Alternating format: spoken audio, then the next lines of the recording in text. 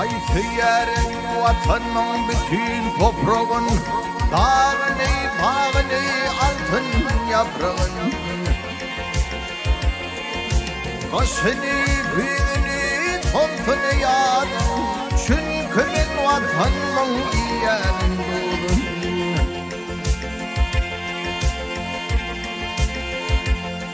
Ay söylerim topoyun çeklerin çölün, yağmurlu deryasın dendini kölün.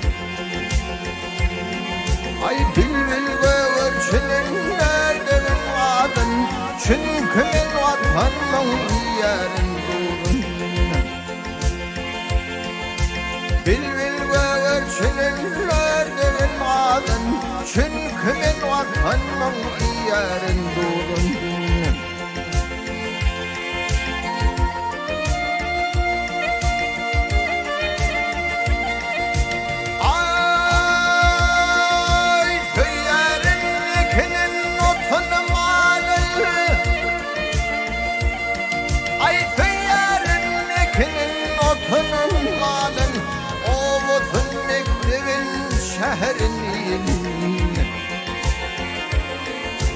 Kopudun tüydüğün aydım oladın, çünkü ben vatanın yerindeyim. Aydır pamuğu benim gereğim vatan, ödümün göreci yüreğim vatan. İşlerin vararın vatanın ödün, çünkü ben vatanın yerindeyim.